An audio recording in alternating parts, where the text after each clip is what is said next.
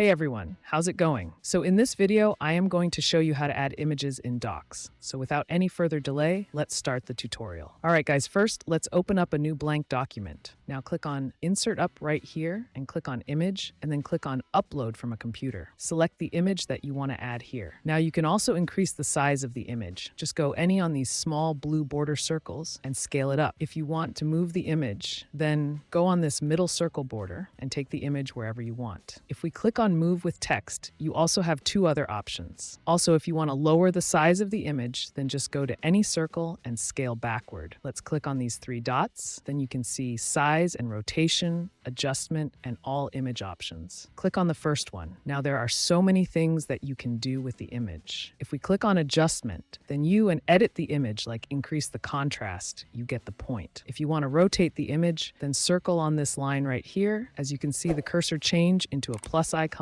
and start rotating the image. That's how you can image in Docs. Let me know in the comments if you have any questions. Thanks for watching.